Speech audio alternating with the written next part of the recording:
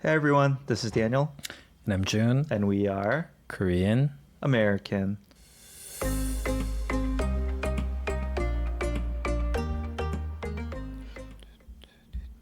June, I just thought we should have worn suits for this. Black and white. No, because they're always dressed in like Oh, the suit. kind of, I mean, their wardrobe selection's a little bit questionable to me, but I think it's on purpose. Yeah. They want to show more authority.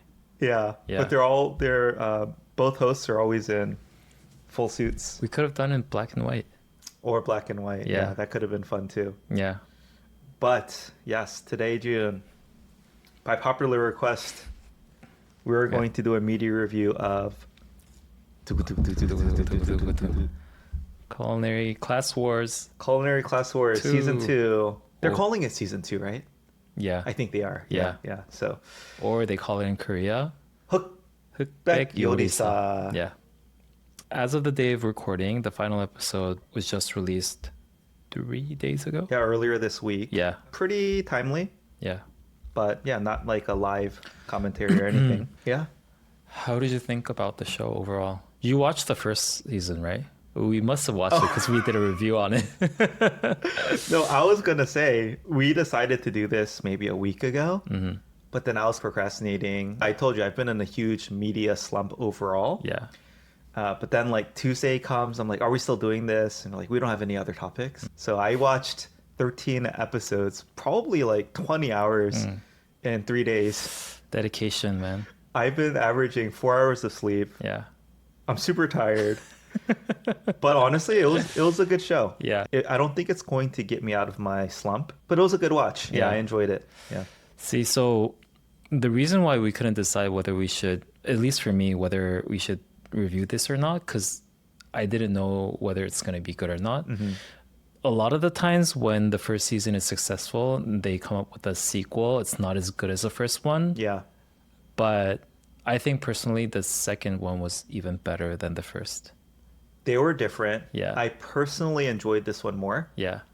But I think this one was much more focused, I feel like, on the characters and their backstory than the actual cooking itself. Yeah. So, yeah, we'll talk more about our takes on it. But yeah, before we get into it, as with all our media reviews, this may contain spoilers. And this time it's actually relevant because we're filming it shortly after release. Yeah. So, if you don't want any spoilers, please don't listen now. And yeah, listen after you watch it. Yeah. The other thing is, we try to focus mostly on the cultural nuances and aspects that the show contains. So we use it as a springboard to talk about different cultural things in line with our podcast. Of course, we will talk about our takes on the show itself and the people, etc. But again, this is not necessarily that kind of review. So with that said, Yeah. let's dive in. Yes. I don't have a lot to talk about in terms of cultural nuances. Okay. So I just wanted to leave it up to you and react to whatever you thought was interesting. I'll drive. Yeah. One of the first things I noticed, June, there are not as many foreign chefs, if any, compared to season 1. Foreign chefs. Yeah. See, this thing I thought was interesting and also crossed my mind while I was watching the show. What is the criteria of being recruited onto the show, right? Do you have to be... Because on the first season, there was Edward Lee, Yeah. who was Korean American. And there was another one in this season, which I think he never got to reveal his name, so I only know it as 안녕 봉주르, Oh, yeah. the French Yeah. chef who was adopted to France, so only has like biological Korean roots. Yeah. So I wonder if there could be like a really like foreign, like Western chef on this show. There was also, this season, I guess there was a foreigner, Jenny Walden. Yeah. So she's the Korean Swedish chef. She was never... Hardly featured. Yeah. She was one of the white spoon chefs. Yeah. But yeah, I looked into her background. She was also a Korean adoptee. So adopted into a Swedish family, I believe at 6. Yeah. Were there no foreign chefs in season 1? Like Caucasian chefs? Oh, I think there was. Of course, there were other expertises in their culinary backgrounds. But at least compared to season 1, this is kind of a high-level takeaway, but I'll just lead with this. This whole season felt like a love letter to Korea. Korean cuisine, Korean geography, Korean ingredients, Korean cooking, Korean chefs. So that's what it felt like to me. Whereas season 1, it felt like everything was all about haute cuisine, like high level cuisine. So a lot of French, Italian, Japanese, like that kind of cooking, and less Korean. And this time it just felt like it was all Korean food, all Korean ingredients all the time. I don't know if you felt that. I didn't feel it specifically while I was watching. It could be the case because after they saw the success of season 1, they maybe thought that this could be a vehicle where they could really promote Korean cuisine, especially in line with all the K whatever culture thing. Yeah. And especially after knowing that Bibigo, which is a brand owned by CJ, sponsored the show, I think. Did they sponsor season 1? Maybe. I'm not sure. But this one is very prominently said Bibigo in the pantry, right? Yeah. And CJ is very good and interested in exporting Korean culture outside of Korea. So they must have, it could have been one of the agendas of the show to begin with. But we're going to cover this later probably, but like when they did the cooking hell, they didn't specifically use a Korean ingredient for that. That's true. Yeah. Sure. So in that sense, I think it was subtly more featured, the Koreanness of things, but I don't think they were very overtly trying to get there. I might disagree a bit. Okay. I mean, carrots is a universal ingredient, so we'll get to that later. But definitely, from my perception, this one felt heavily skewed towards, it was a love letter to Korean cuisine. Yeah. Oh, yeah. I watched the first episode with my family. This is not really a cultural note, but yeah, my kids hate Chef Han. They're like, why is he so mean? Oh, really? I don't think he's that mean, though. He's very accurate, or at least he tries to be. Technical and direct and upfront. Yeah. But at least in contrast to the other chef, can we call him Chef Beck? Is that right? Yeah. Or Judge Bake? Yeah. Beck. That guy's all just like sunshine and flowers. Everything's so lovely. Yeah. Whereas Chef On focuses on what could be improved. So I think it's his role. There's a little bit of like good cop, bad cop thing there, but also he's more technical. Yeah. And the Peck guy is more business driven. Yeah. Yeah. Or like more grassroots. Yeah. I don't remember season 1, but I don't recall crying at all during it. I cried a lot in season 2. Oh, and I'm an emotional guy, but more contrasting it to season 1. And so this is where I'm going. They were really good at, I guess, having you root for certain people. And more than anything, like a couple of the black chefs, I think were so earnest. And like their crying made you cry. Yeah. Like the first one was it the brewmaster Yoon? Oh yeah. And she was like shaking her hands, crazy. That's a side thing. Throughout the whole series, she was always shaking. Made me a little worried for her. But no, her just like authentic emotion and how grateful and humble and everything she was. Yeah, I mean, she was like probably my number 1 person I was rooting for. And I'm gonna go by the American subtitle names, or English subtitle names. So Brewmaster Yoon is 술 빚는 윤주모. Okay. But just so earnest, like a true definition of what a black spoon chef should be to me. I think especially for the black spoons, there are a lot of chefs who didn't have traditional cooking training. Yeah. And therefore, a lot of the times they're just running their own small restaurant, and they're always seeking for recognition. Yeah. And this is probably like the one moment where like a Michelin 3-star chef approves of their cooking, and I think it was very emotional for them. Beyond her, was it Iron Hands? I think they call Iron Arms. So the person who had basically issue with one of their hands, they have very little strength, right? That story. Who was the one with the French Papa? Oh, when they started talking about his son and he lost it, I lost it, everyone lost it. It's just so emotional. And the final one I wanted to mention was the loner chef. Oh, they call them. The guy with the glasses. They got the glasses. Oh, yeah. They did such a good job, I think, of making you feel for and connect with these characters. So, yeah, I don't remember feeling this way. I mean, the personalities in season 1 were super quirky, but I never felt like this deep emotional bond with them. I made a note, like, 3-star killer There was a very similarly named and similar In season chef. 1, right? Yeah, what was his name? I think his name was Triple Star. Oh, Triple Star, yeah. It's like the same three. Yeah. And they had a similar, very impressive background. Yeah. My question here, though, was when they turn English into Korean, Hangul, why does the TH change to 상시읒 s instead of ts? Turi, like Turi Star Killer sounds better than Suri Star Killer. That's interesting. Because a T is a T, right? Tiga and T. I think the actual pronunciation is somewhere between the sangshut and the T. I agree with that. And therefore, you have to like choose. But if you say turista in Korea, turi means tree. right? Yeah. Namu. Yeah. Anyway, I don't know. Yeah. But it's very natural. When you see 상시읒, does that immediately evoke TH for you? It doesn't evoke TH to me, but just by knowing that it's a custom to write it that way, I would understand. So you know, though, that's the custom, that Yeah. TH gets translated to 상시읒. Yeah. Okay. But the other language quirk here I noticed very quickly, I don't know if it was in the first episode, but Sam Kim, he put a kiak in his last name. So Yeah. instead of normally like Kim, it's Kim. Yeah. To make him sound More foreign, yeah. I like it. I don't like those people. I mean, I understand when Edward Lee does it because that's his identity, that's his name. But I know for a fact that guy's not he didn't grow up in the States or anything. He just wanted to brand himself as being someone who studied cooking in the States. And therefore he uses a fake English name. Yeah. Do you think that's a personal thing, or do you think a lot of Koreans might share that sentiment? Like it's trying too hard, right? To prove that or show off that have foreign experience. I have my personal checklists of people who you should be aware of.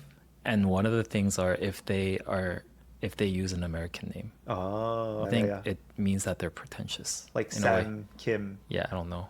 But I like the guy. At least his TV personality. Yeah, okay. It really stood out. You never see Kim Hangulifying as Kim. It's Kim. Yeah. So it was just fun to see that. Do you know, fun fact is that after this Sam Kim guy, he was pretty popular from 10 years ago. Oh, so he's famous. From different TV cooking shows. And after he got famous, there was another Sam Kim who was Korean American, who's a singer, who got pretty famous in some singing contest. Yeah. But because there was a Sam Kim, you thought it was the same Sam Kim? he used Sam Kim. Although he was actually an American, he couldn't use the Kim. Because that was already taken by the chef Sam Kim. Yeah. That's a fun story. Yeah. I did not know that. Another language thing. So I liked Agi Mengsu. Agi Mengsu. But then she described like Ang. Like that became a meme. Okay, so I was like, I feel like I know every Korean knows what she's saying. Yeah. But I watched that twice. I had no idea what she was saying. So why is Agi Mengsu, in my mind, 호랑이 새끼, which was what it should have been translated. Yeah. Like, why does Mengsu mean 호랑이? Oh, Mengsu, tiger. Mengsu means like a beast. Like a baby beast. I still don't get it. Agi means baby. Yeah. Mengsu means beast. Oh, but so it's not a tiger. It's not a tiger. Oh. It's like a fierce animal, I think, if you directly translate it. Oh, okay. Because I think her English name was Baby Tiger. Oh, okay. Okay, so I was just very confused by that it doesn't translation. mean tiger. It means just like anything that is like a fierce animal. Oh, okay. Yeah. Okay. Like a lion would be a mengsu, right? Yeah. A wolf would be a mengsu. Got it. Yeah. Okay. But yeah, anyway, yeah. That thing that she did became a meme. It was very cute and endearing. Yeah. Like ang. What is ang? That's it's the like sound a that cute tigers way make? of describing when an animal bites you. Ang. I have to be honest, I still don't get it. So like ang as in, does mang come from ang? No, mang is just ang is just Completely like a different. sound. Yeah. Oh, okay. So her name is so she was trying to and tell what her nickname was to one of her, I think. Yeah. Like ang as in ang. As in I'll bite you. Yeah. Okay. It's a sound that you make when you bite someone. Well, it's cute because she's like the least scary person, and she's saying I'm ferocious. Yeah. Got it. Okay. Oh, Loner Chef. he felt like an anime character to me. Like his mannerisms. Like there was one scene, I feel like should have been a meme. He had his hands gloved, and then he raised his glasses with the backside of his palms. It felt so quirky. Like, Wait, who's Loner Chef? the Sapyeong. Oh, that guy. Oh. What was his Korean name? I think one of the characters I thought was like 외로워, which means lonely, right? Oh, 외로운 요리사. That was him, right? Sapyeong 외로운 요리사. Yeah. Lone Chef. Lone Chef. Yeah. Okay.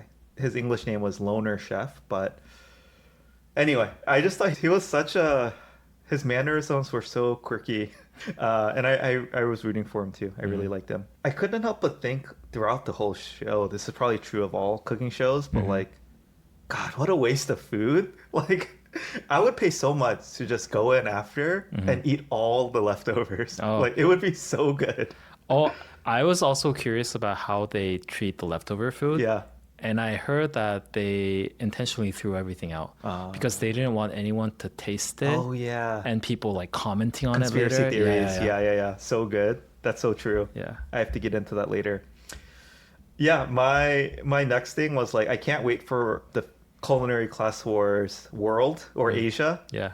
We're just like I barbecue. bet that's in line. I'm sure it's coming Yeah. up. Whether it's Culinary Class Wars Asia Yeah. or World.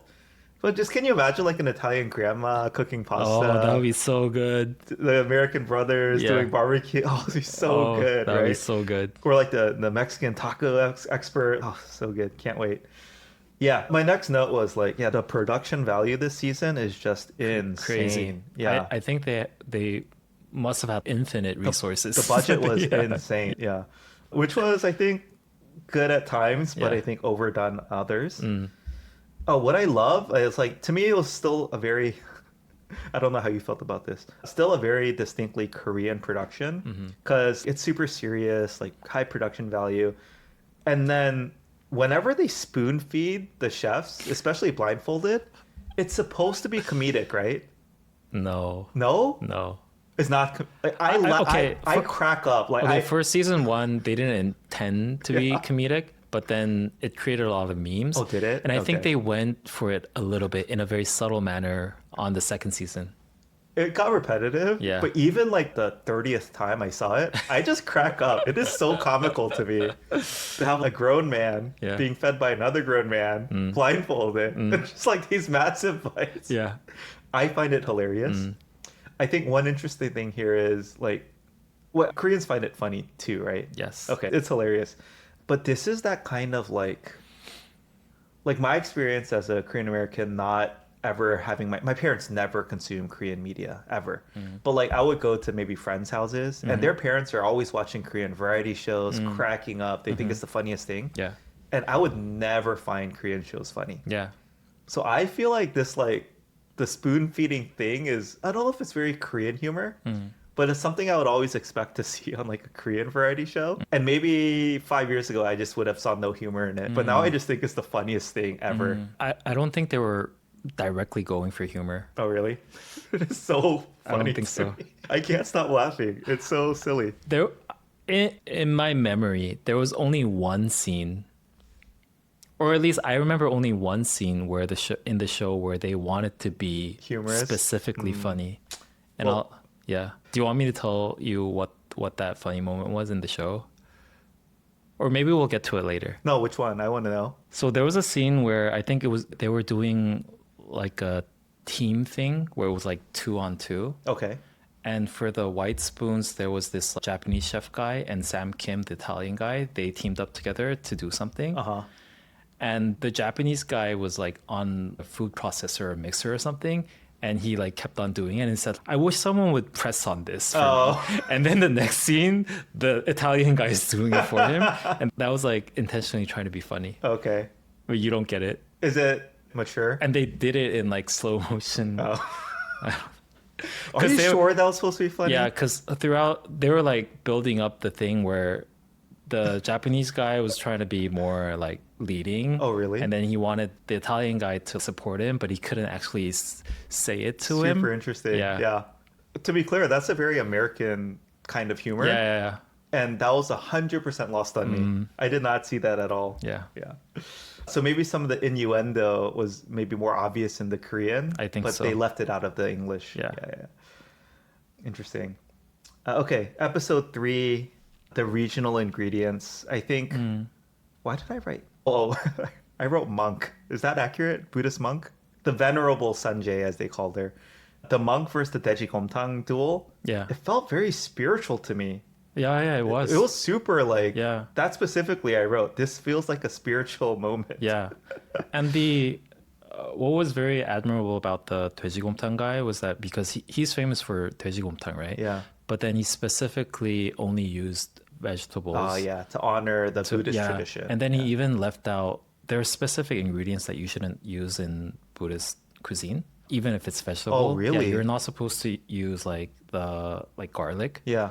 Or green onion. Garlic? Yeah. Green onion? Yeah. Are you serious? Because it's believed It's to spicy? Like... agitate you. Oh, and you wow. don't, yeah. So there are certain things that you shouldn't use in Buddhist cuisine. And he crazy. followed that Yeah. to honor the Wow. monk. Yeah. And So that was like, yeah. It went even deeper than I realized. Yeah. But I guess my question to you is, are these, I think, Buddhist traditions with food? Does every Korean know it's vegetarian, no Yeah. garlic, no spring onion? That's think common so. knowledge. Yeah. I see. Quite frankly, this is when I learned that they don't even eat animals. Oh, you didn't know. Maybe it's different from, there are many different Buddhist branches. Buddhism. So, Sure. But at least in Korea, they don't. Again, I don't consider myself very informed in this, but I didn't know. Yeah. With respect to the Dweji-gomtang guy and a lot of other chefs, again, I just think it's very rare in the US that one chef just cooks one thing. Like restaurants don't do that in general. Yeah. Whereas it's super commonplace in Korea, Japan, obviously. So yeah, I thought it provided an interesting thing for this show for Korean chefs in particular, because it's like, what's the Dweji-gomtang guy gonna do if he has to cook something besides Dweji-gomtang? Yeah. And I think it's just not as commonplace. I think fine dining in general, you have to be super versatile. Of course, you might be in the French tradition, but you have to be able to cook every French dish, Yeah. every Italian dish, etc. So I just thought that was interesting and different. Again, I made a comparison to Physical 100. In the duels especially, honor seems to matter more than winning. Yes. So it's very wholesome. Like when you pick a partner, Yeah. they're like, oh, I want someone who's a good match for me. I don't want to pick someone weaker that I think I can beat. Yeah. There's no strategy or game theory behind Yeah. the scenes. It's just all about honor, which again, pretty foreign, I think, in an American context. This was the one thing that I wanted to talk about in terms of this show. Yeah. And this theme comes up over and over again where people try to be more humble. They try to express themselves to be more down to earth. They don't want to be overly competitive and they don't want to be too expressive about their eager to win. Of course, yeah. And I think it was interesting because there was this one character, and I don't know how his character was translated in the English subtitles, but Yori-gamer, Yori-gamer, yeah. the guy who used to be like work in French Laundry. They call him Culinary Monster. Culinary Monster. And he was the one character who wouldn't hide the fact that he wanted to win. Yeah. I think the general perception of him, at least in Korea, wasn't that favorable. Yeah, I was going to ask you. Yeah, let's talk about him in particular for a while. Yeah. Because he was portrayed to be very cocky. Yeah. He was overly confident about his cooking. And so he was less favorable than the other characters, to say the least. Yeah, to me, he felt like a Korean American. Yeah. Like very direct, confident. Yeah. So I wouldn't even say he was cocky. He was confident. Yeah. And I believe you said he was overconfident, but he backed it up. So he is that good. I know, right? And so I think, at least from an American context, we love anyone who's the best. And if you're the best, you can say whatever you want. Yeah. Of course, maybe some people see it as a virtue if you're humble. But not really, to be honest, right? Yeah. You think about the greatest of all times, Michael Jordan, whatever, Yeah. Tiger Woods. You don't want them to be humble. You want them to be like confident, crush their opponents. It's very much exalted, I think, in American culture. And I think what was interesting looking at the general public's perception towards him was that it was pretty split than I thought. There were a lot of people who were Supporting rooting for him, saying like, modern Korea now needs people like this. And because I don't know if we wanted to get to the final round, but like the two finalists were the complete opposite in terms of their character, right? Yeah, totally. The White Spoon guy was like he was very humble. He kind of It's like awkward. traditionally favorable character in Korean society, right? Yeah. Whereas this guy was like too confident in Korean standards. And I thought what was really interesting is that maybe we're getting to the final too early, but I'll just briefly mention it. Yeah. When the White Spoon guy won, Yeah. he talked about like him being too pretentious over his career, and he wanted to be, for the first time, be very genuine about himself. Because the final round, it was the food for himself. Yeah, cook yourself a meal. And he talked about like how he was trying to be something else. Oh, would you say he was pretentious there, or just like fake a bit? No, that was his narrative, his storytelling. He said, throughout my career, there were a lot of moments where I tried to be something else because people liked me in a certain character. Because he was famous for the chorim, the braising. But not pretentious, right? Oh, he wanted... Pretending, right? He was pretending. Oh, yeah. Like an imposter. Yeah. And so I thought that was interesting. Yeah. Because I think the 요리괴물 guy was one of the few people who was not pretending. Oh, I think so everyone wanted to win at the end, yeah. but in Korean society you can't really express that. And in certain sense that's a virtue, but it's also pretending to be something else. Interesting. And so I think that juxtaposition was very interesting. Yeah. In a sense, the way that the final pairing worked out made it feel a bit scripted to me. Like they wanted a black spoon chef. They wanted a white spoon chef. I know. They wanted contrasting personalities. This is my biggest beef with the format of this show. When they call it 흑백요리사, or at least they don't say it in the English title, but in Korea it's called like Black and White Culinary Wars, right? But then there's a big loophole in the format of the show. Agreed. Where it can never be black to black or white to black. But then they pretend that it's a very fair process, right? Yeah. And so that's always suspicious to me. I agree. Of like how much of this could have been scripted. It does feel that way. Okay, wait, let's go back though. Yeah. Korea's public perception of 요리괴물 or culinary monster was split. Did it feel, do you know if there's anything along like generational lines? I suspect the older generation really doesn't like it. Maybe more traditional and conservative. And then the younger generation is like, no, I want to be like that. Why can't I express myself? I think there was definitely a generational difference in the perception. Yeah. Where do you fall on that? Were you okay with him? Do you think he was overly confident?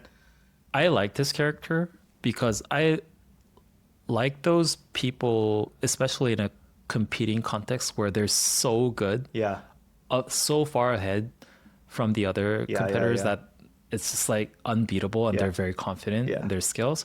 And I admire the level of effort that they would put into getting to that level, right?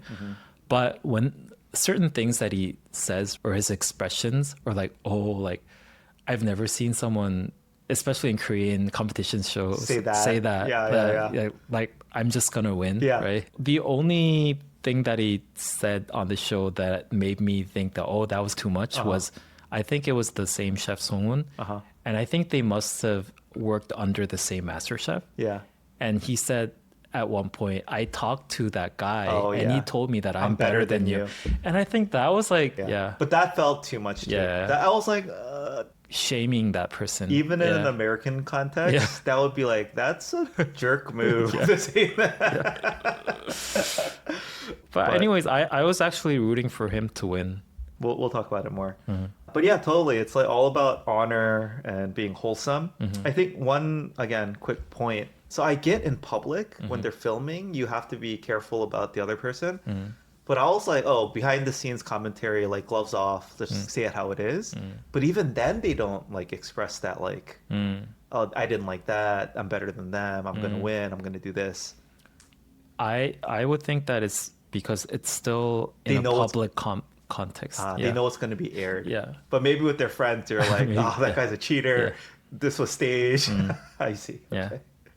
But I also think that the chefs were genuinely overwhelmed and thankful about the overall like me having the opportunity to compete with this legend. I think there was some genuine feeling in that too. Yeah, I mean, to your earlier point where you said maybe Culinary Monster was the only one being authentic and honest and not pretending. Yeah. At a certain point, like if you're always behaving in this way where you're trying to diminish yourself, Yeah. be humble, talk highly of others, I think that becomes you. I don't think Maybe. it's fake anymore. Yeah, yeah. So in a sense, I think they're really being honest. Yeah. I don't think it's black or white. Sure. But yeah, I just think it's so wholesome, some of these chefs, especially the black spoon chefs. Yeah. My biggest gripe actually was mostly in the formatting of the shows. Yeah. It feels very arbitrary and subjective. Yeah.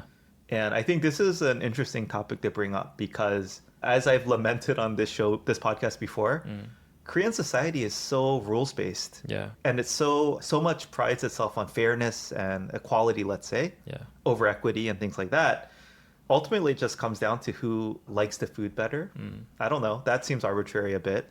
They don't publish the grading rubric ahead of time. There's another world in which every dish is graded blind on like 4 attributes: taste, innovativeness, use of ingredients, presentation. Yeah. Right? Like you could easily grade it on that and it'd be much more structured and in my mind fair. Do Koreans not get annoyed by this? And especially when it's only 2 judges, Yeah. and they disagree, Yeah. they tie break by talking it over. Come on, that's like so ridiculous to me. I felt that too, and I think a lot of people might have felt that there are a lot of loose ends in terms of how they designed the show to be fair. But I think they left a lot of it up to the authority of the chefs, because the Interesting. Pick guy is very famous too. He's been already in a lot of TV shows, and people know how knowledgeable he is with food. Sure. And the other guy, I don't know for the first season because no one really knew him from the first season. But he also had authority for being the first and only 3-star Michelin chef. So they left a lot of that onto his authority. They're completely qualified, don't get me wrong. Yeah. I think my point is, Yeah. when it comes to competition, I feel like it should be fair. Yeah. Blind tasting, very clear scoring. Everyone has the same opportunity. Like even the very first, when they were weeding out whatever 80% of the black spoon chefs, which judge you got made a huge difference. Like I'm sure the Pake guy passes people through much more easily. Yeah. And is less technical and cares more about taste and whatever. It seems so unfair. And I think for me as a viewer, if you're treating this as a serious competition, you can't because it is so unfair. Yeah. And one thing I want to ask is like, do they see this as primarily entertainment and not fair competition? And similar to K-dramas where Koreans see it as an escape, they don't want any reality. They don't care how realistic it is. It's just an escape and they see it for what it is. Anyway, my perspective is like, yeah, you know, you can't call this a competition because it's so subjective, so arbitrary and unfair in a lot of ways. I think what they were going for was the balance between entertainment and competition, right? Because I think there's a trade-off. If you try to be too strict with the competition, you lose the aspect of entertainment. Because what if on the first round, all the black spoon chefs are eliminated? Then it's not fun anymore. But then if it's too arbitrary, it's not fun anymore because it seems like there's no structure in it, right? So I think they try to make a balance a little bit. Yeah. To try to make it look somewhat fair, although you might witness holes here and there. Yeah. But still maintaining that structure of competition while try to be entertaining as much as possible. I think competition is about winning and it's about fairness. And if there's no rules, then it's not a true competition. And that's what makes it fun. Like why we love sports, it's fun to watch, it's entertaining. But for me, it's the competition, like people giving it their all to win. And so that's why most sports viewers, the thing that they hate the most, do you know what it is? The referees. They hate the refs. Yeah. Because that's the human subjective element. It's not fair. They're biased. They hate it because it takes away from the pureness of the competition. Yeah. I don't know. I think I was a bit frustrated, but I just like for K-dramas, I just switched my mind of thinking to like, oh, this is just for fun. It's entertainment. It's about the stories and highlighting Korean cuisine. I could enjoy it more because if I see it as a competition, I just get frustrated. So I have many things that I want to say. I don't think all discourses could be very clean cut as it is like sports. right? Let's say like a music competition or an art competition, or let's say even in sports, let's say like figure skating, right? Sure. There's like this artistic aspect where you might think that it's very arbitrary. And sometimes I feel like when they're judging figure skating Yeah. and they try to be as subjective as possible and say that, this person did a triple loop and then they did it twice, and because they did it twice they get 2 points or something like that. Sure. Sometimes I feel like figure skating shouldn't be judged that way. I think it should be judged more in a subjective way almost. Yeah. So I think that's one thing. Another thing is that if you are at a certain level, I don't think it could be that subjectively different. I also did think that whoever in the first round, like you getting whichever judge could determine whether you pass or not. But I think if you're at a certain level, you have like this consensus of whether this food is at a certain level or not. Yeah. Okay, figure skating is a good example. Yeah. Because there is the artistic rating. Yeah. There's also the technical rating. And I guess there's always going to be a level of subjectiveness, which is good. I agree. Yeah. But I just want a bit more structure. Yeah. I just want understand. them like to clearly list out what they're grading it on, what are the criteria, and then what's the scale. Yeah. It just seems so arbitrary. Yeah. Anyway. I think at the end of the day, it didn't really matter. That objectiveness. It's a different show if it became more objective. That I'd agree with. Yeah. So like I said, once I started watching this as a more, let's say, just more for entertainment. Yeah. Getting you to see beautiful, delicious food, fall in love with Korean cuisine, and highlighting these awesome stories of the people. Yeah. Loved it. But as soon as I switched over to like there were moments throughout the show where I was like, that's not right. Come on. That's staged. That feels wrong. Yeah. And to your point earlier of them like being very secretive about throwing out all the food so no one can taste. Just feeds that conspiracy theory a bit. But anyway, this came up even earlier, right? So there was one challenge where they were pairing up, right? And then they had to go to a region to pick that ingredient. Yeah. And I was just like, wait, how are they going to decide? And it's almost like, well, they'll figure it out together. Yeah. It's like, no, that can't be right. Yeah. Does the white chef choose? Does the black chef choose? Is there a veto process? Do they blind rate? Like, they were just assuming they'll pair up and then they'll agree on some place to go to. I was like, that's when I lost it. I was like, that's so... There needs to be some rules. Yeah. It's just who goes first? Yeah. Who decides? Yeah. What if they disagree? But it's also very arbitrary because they didn't even know what the ingredient was other than the location. I would have rather them like pick it out of a hat, right? Like this stuff at least is purely random, fair, and has some proper structure. Whereas they just assume everything will work. Yeah. And that it frustrated me a bit. Yeah. Oh, there was one moment where I was just the last name was Hu. I don't know what their professional chef name was, but they said like the Chinese master. The commentary was like, oh, this Korean chef is the greatest Chinese chef in the world. Yeah. That triggered like, oh boy. Like, can you say that? But then they very quickly followed up with, as Hu Juntao and Jiang Zemin said themselves, oh, this is better than our food. Yeah. And then I'm sure you have not watched this, but there was a K-drama called Bon Appetit, Your Majesty. Season 2 had so many parallels to this. Really? It was kind of crazy. Oh. It's like they almost were produced together. For those listeners who have also seen Bon Appetit, Your Majesty, you'll know what I'm talking about. My next note is in Korean, they call them gotge, which I think is a flower crab. Yeah. We call them blue crabs. Yeah. And did you know that Maryland is famous for them? Yes. Yes, Maryland blue crabs. Yeah, through you. So I said Maryland represent. Oh, this was a very interesting cultural note, though. Nowadays in the U.S., it's seen as immoral to cook crabs live. Yeah. So you have to like give them a quick death, usually right through the head with a screwdriver, just like kill it fast and then cook it. They were like cooking them live. They were moving around. Did that trigger anything for you? Like I don't think you could never do that on an American show. I don't think so. Yeah, you would have to kill them. Yeah. I think it's called animal welfare. Yeah, because for a long time there was this like very famous act that people do when they cook lobster. They just put the live lobster in the boiling pot in the U.S. Oh, But then now they can't do it anymore. Now they can't do that. You have to give it a quick, humane death. Yeah. Yeah. What's your perspective on that? Is it silly? Do you understand? I think it's tricky. Do you do that with shellfish too? Good question. No, you don't. You don't. Yeah. So I think it's tricky. Yeah. The science here has also gone back and forth. But before, scientists believed that they felt no pain, but now they think that there's, I think they call it signs of distress and anxiety as they're dying. And so now they think the humane thing to do is to give them a quick death. So it's all scientifically backed. I see. But yeah, personally, I mean, I grew up, we crabbed a lot and steamed them live, and it's just what I grew up with. I don't want to make any living thing suffer.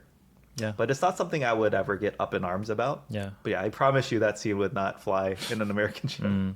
Yeah, so I'm going to go on a bit of a blue crab tangent. Okay. I grew up with blue crabs, just like Maryland staple. I've never seen someone use a rolling pin to get the meat out. Oh. So at first I was like, oh, that's genius. Yeah. And then later on, the chef was like, there was a shell in my crab meat. I was like, that's what you get for taking shortcuts. Yeah. You can't use a rolling pin to get the crab meat out. Come on. You got to handpick that. And to be clear, it was a black spoon chef who used the rolling pin. And a white spoon chef did it the right way. Yeah. I still remember I posted this to my Facebook like a long time ago. But I had 10 perfectly lined up, what did they call it? The hind legs. Hold on. Oh, which was supposed to be the best leg. Yeah, hold on. Tokbal, yeah. Someone had shipped us blue crabs from Maryland to California, and then I had 10 of them lined up, and I gave them to my kids. But that's probably one of the most sacrificial, loving things I've ever done in my life.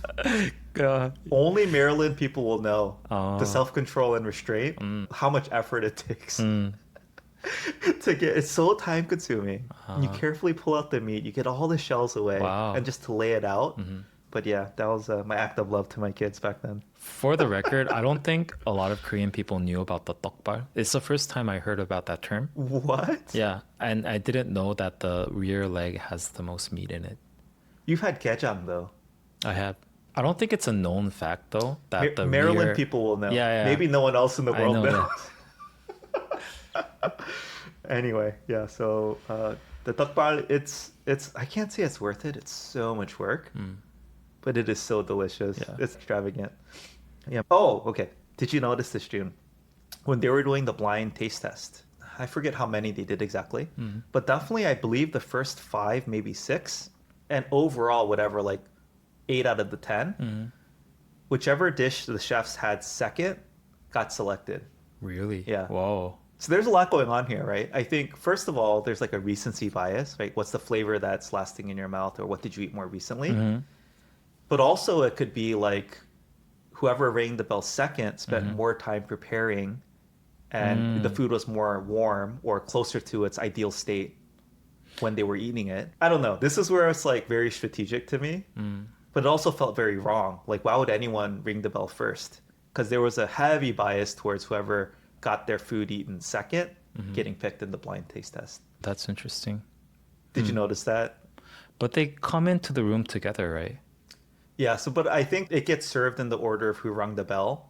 So let's say you ring the bell, 10 minutes later I ring the bell. I don't think it's taking them 10 minutes, let's say, to eat. So like the time between when you're done cooking and the time they eat is much longer than the time the second person rings the bell and it gets eaten. And also, again, the recency thing of whoever eats the food, whoever's food is eaten second, gets picked a lot more. But my counter argument is in some other competition where they were pairing as a team, they were competing like the very first team that got picked. Yeah. But no, that was strategic too. Did you hear why? They were like, oh, we just got to get out there first, and so that they can eat it immediately. That's true. Yeah. So I love the strategy here, but as I'm seeing this, I'm like, come on, it's just like whoever goes second is going to get picked. It's so much better to go second. Oh, okay. This is where our podcast is going to come in. Some of the side talk, it was like 느린핑? 조린핑. No, but they referred to someone I think also as 느린핑. Really? Yeah. Oh, I didn't get that. But 조린핑 came later too. Yeah. But yeah, this like blah blah ping as a nickname. I was like, yes, I know where that's coming from. But they also referenced the Buddhist skull story. They did? Yeah, what was it? I always forget. Oh, 원효대사. 원효대사, whatever. Yeah. Yeah, I was like, oh, I actually know what that is. Yeah. But it definitely comes up a lot. So I would just say my general awareness of Buddhist anything is very low. But once you know it, you hear it or it comes up all the time. Yeah. Okay, language quirk, June. You probably know this is coming. Every time the announcer said, all or nothing, I was like, is there no Korean term for all or nothing? Winner take all? Like, I don't think so. Really? Yeah, but I think they were intentionally just using that whole term in English To be sophisticated, yeah, modern, sound cool. more, yeah. Yeah, but it maybe sounds cool to a Korean, but to an American, it just sounds so The fobby. pronunciation was too, yeah. It's too much. Yeah. Yeah, I think I have so much PTSD from growing up as a minority. Yeah. Just trying to distance myself from that. Yeah. Hate being like thought of that way. People making fun of the Korean accent. So it still makes me cringe. Even for me, it was a bit cringy whenever they said that. And they said Because I was like, American people are gonna watch this, and they say it so much. Yeah. It wasn't just like once. They must have said it 50 times in that episode. Oh no, nothing. I'm just like, just don't. Yeah. Very painful to watch. Yeah, the Wheel of Fate setup, again, this was the classic example to me where the production value was so high. Yeah. But it was so pointless. What was the Wheel of Fate? They had the 6 ingredients on this giant wheel. Yeah. First of all, it was so slow. I know. And second, it wasn't random. Yeah, They that was picked- weird. Yeah, I thought, why wouldn't it just be like a wheel spinner Exactly. thing? Yeah. That would be more fun. Yeah. Pick a random ingredient. What was the whole point of having it as a So- wheel, right? I was about to lose it. I was like, this is so dumb. Like, why are you doing this? Let it be random or do something else. Just Yeah. don't set up all this stuff, put all this show, and then follow it up with nothing. Yeah, I said the It served exact no same point. thing. Yeah. Served no point. Yeah, this is where I said another analogy to K-drama. This was the filler. It's just pure filler. It serves no function. No one likes it. Just move on. But they spent so much time with the reactions and the slow cranking and the drama. It's so dumb. Yeah. To me. Again, I love the show, but this part was dumb. Yeah. I agree. This is more of my personal stuff, but yeah, when they brought out the 8 guest judges from season 1, I recognize I have a bad memory in general, but I watched the whole season 1. It wasn't that long ago. Out of the 8, I think I only recognized 2, Really? maybe 3. Napoli Mafia, Edward Lee, Imo Kase. Imokase. That might be it. Oh. I don't know. Yeah, anyway. And even the, spoiler, the eventual winner as a return chef, I don't remember a thing about him from season 1. I don't think he was very prominently featured in season 1. No, he must have been, wasn't he? I'm not sure. Okay. Actually, I'm not sure. Yeah. Are you the same way with American faces and names? Is Faces it and harder for names. you to Oh, yeah, remember of than course, Korean? of Oh, it course, is. Yeah. Oh, I don't think we ever established that. So American names and faces are harder for you to remember than Korean names and faces. Names are You're pretty fluent in English. So names are a bit different names are fine for you. because names are more distinctive in English than Korean. Korean names Oh, you'd could agree be with more that too. generic. Okay. But faces, I would recognize Korean faces better. Yeah. Yeah. The problem for me is when I see a Korean name, usually thinking the Anglification of it. I don't think in Hangul. So it's just like they all sound similar. Yeah. But I know if I saw and remembered the Hangul, it'd Yeah. be different. But I just don't register that way. Yeah. I think it's hard to distinguish Korean names because they tend to be less diversified. Yeah, but the faces, especially for, I'm not trying to be racist or anything, and this Yeah. is like a scientifically proven fact. Uh-huh. Like Korean people really can't distinguish like Indian faces. Really? Yeah, Interesting. they all look the same, and I'm pretty sure they think the same with For Asian us. face. Yeah. Definitely the world thinks all Asians look alike. Yeah. So. Okay. I think getting through it. Oh, when the chefs, I know this is like a chef quirk thing, but hearing them talk about tofu, it does not resonate with me at all. They were like, tofu's perfect as it is. How can you change it? It's like the perfect ingredient. Yeah. I was like, no one thinks that. Oh, I think that's a Korean thing. See, They think I was- tofu is very nutritious and like a perfectly balanced food. Yeah. Which I think in Most part Koreans would think that. is true. Yeah. What's the American equivalent? Because it's like, to me, it's like saying white bread it's, oh, that's the perfect ingredient in form, in texture, in substance. It's the perfect thing. I'm like, no one thinks that way about tofu. But it's different. It's different from white bread because white bread is pure carbs, whereas tofu is nutritiously pretty balanced because it's a lot of protein, fiber, and whatever carbs. But I would say that about white rice in a sense. It's like there's something wholesome and beautiful about it, and it is almost like a perfect food in a sense. Yeah. Just hearing because tofu gets lambasted or looked down upon, I'd say in general. Oh, it only takes on the flavor of what's in it. Has no flavor on its own. It's kind of just a generic blah to me. Yeah.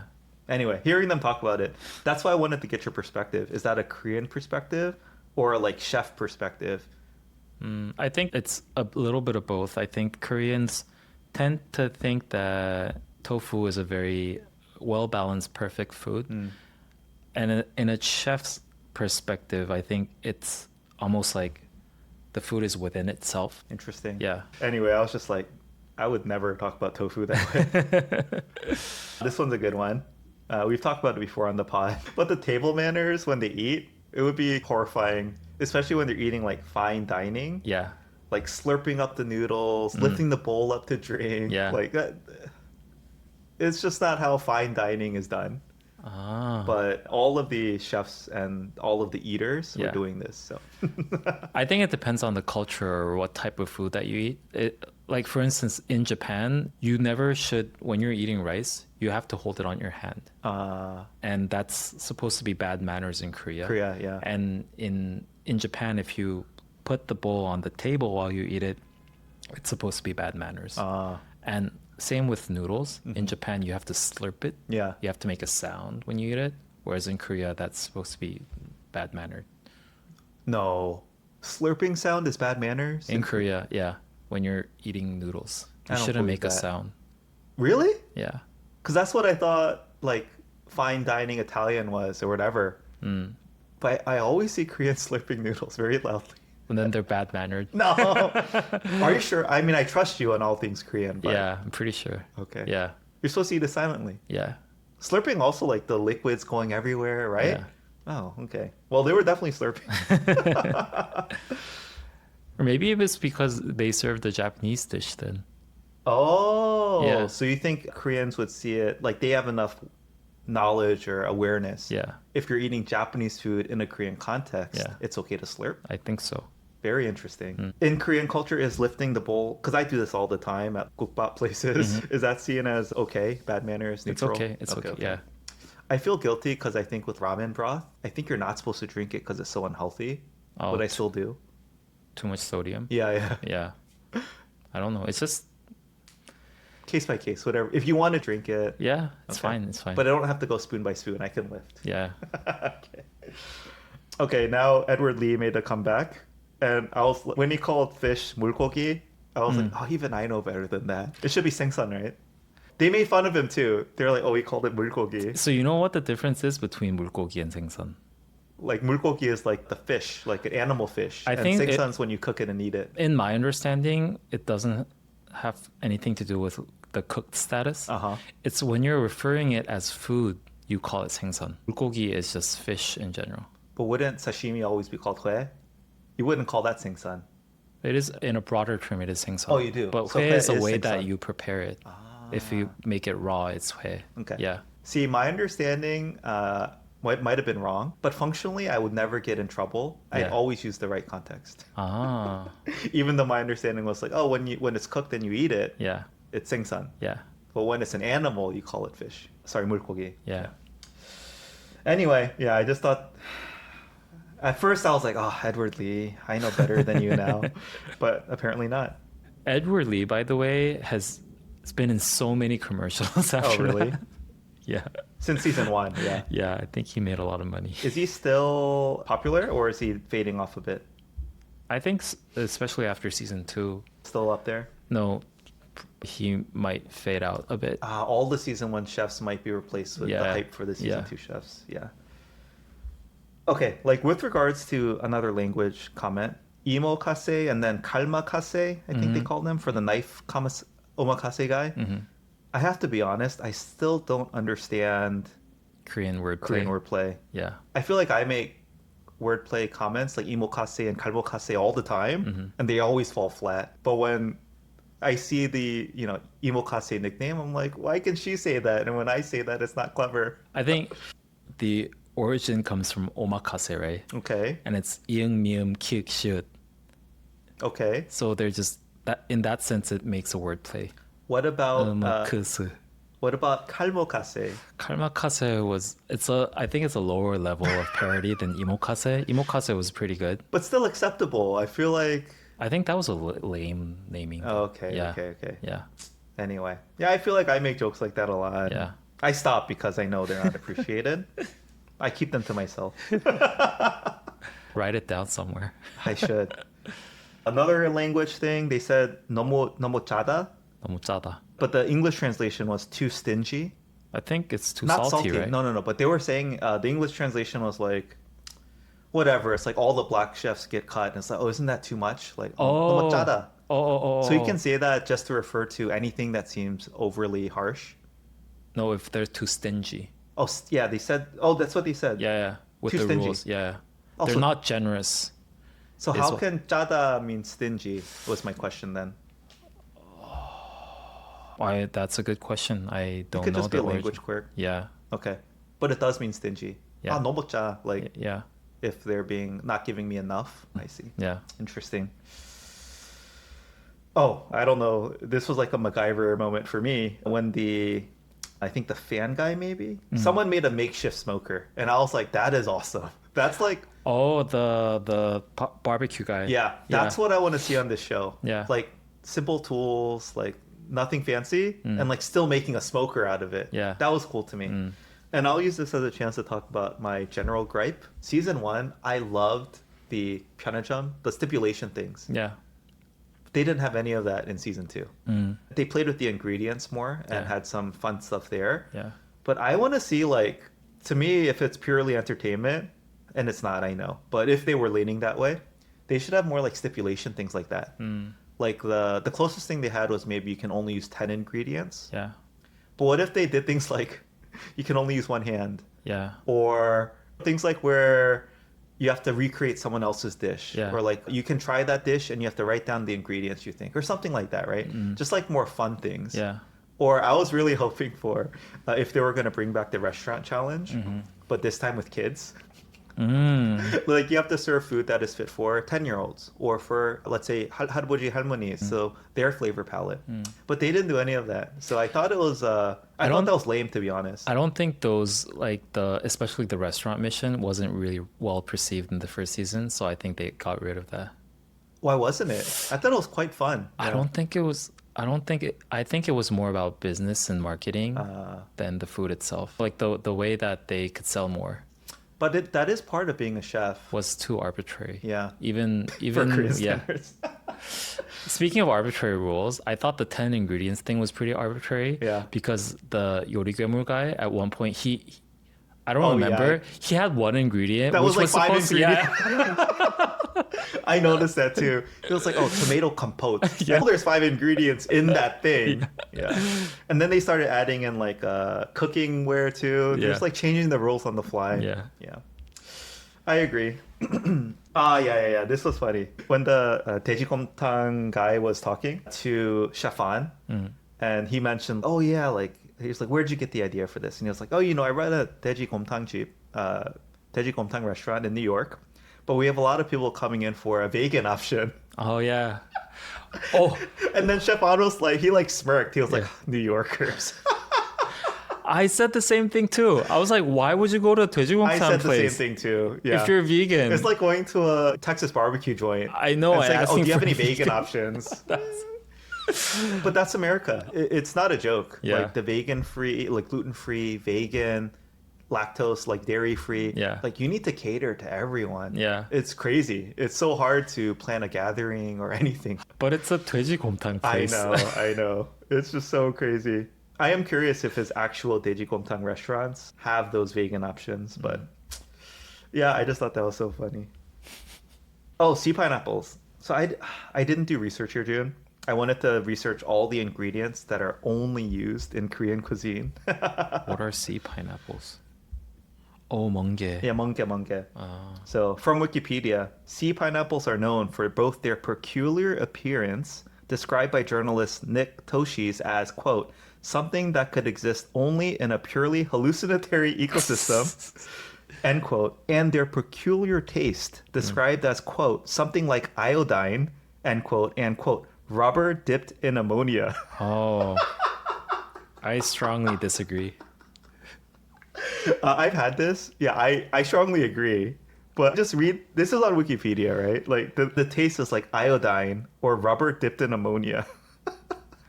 I personally like 멍게. All the guests, the judges seem to love it. Yeah. And all the people observing were like, oh, that looks so good. Yeah. It's one of those foods where there's there's definitely a learning curve, but once you get to like it, you really like it. It has a very distinctively and subtle sweetness to it, which I really like. Yeah. Iodine and ammonia, June. I don't feel any, maybe iodine a little bit, but I don't feel any ammonia. Is there ammonia? Oh, anyway. My next note immediately after It doesn't this. help that it's called sea pineapple. Yeah. Expectations, man. They made a sour cream and doenjang paste.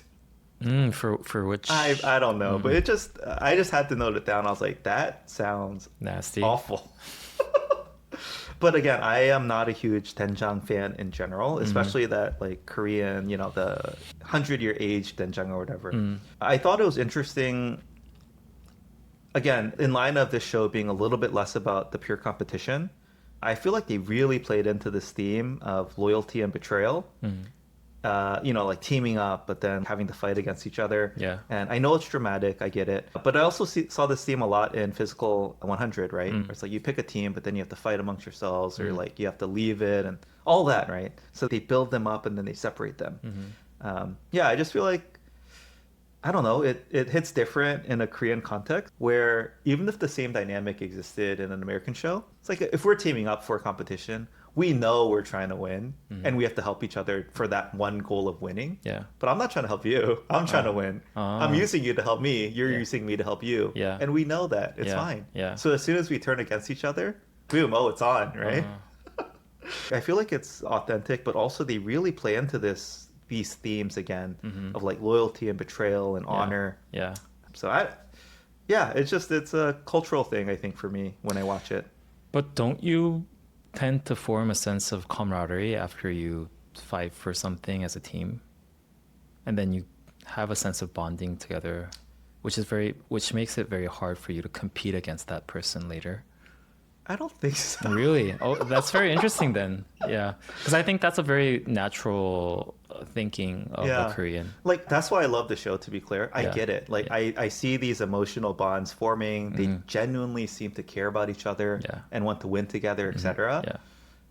But I could just, like, as a competitor in it, trying to win, not really. Yeah. It's just, some of me is like, it doesn't seem forced. It seems authentic and genuine. But I think if I were just to think of it from a competition context and perspective, it just feels fake. Feels out of place. Interesting. It's just like, hey, you can still be friends and compete. Like, you don't have to go so above and beyond. Yeah. Oh, I wish you could win, or I would let you win, but then that wouldn't be respecting your skills. So I'm going to try my best.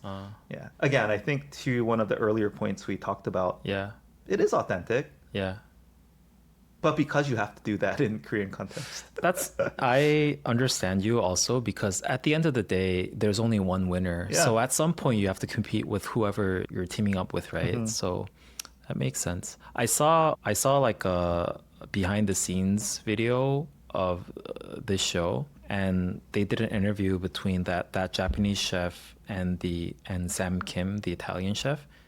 And when they did the one-on-one competition together, I think the first judging round was one-on-one. Yeah.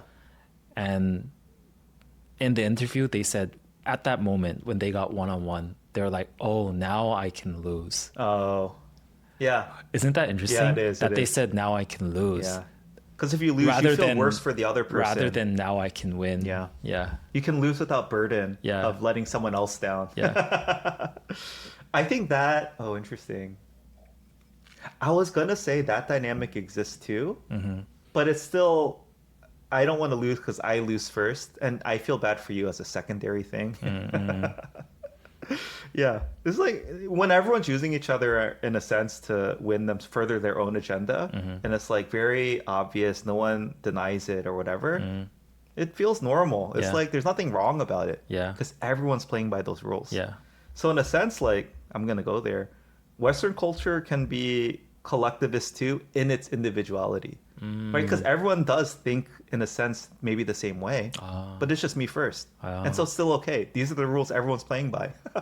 Yeah, the collectivist mindset is that everyone's individual. Yeah, and it works. Yeah. It's okay. There's no hurt feelings. You don't feel guilty or bad. You don't feel burdened.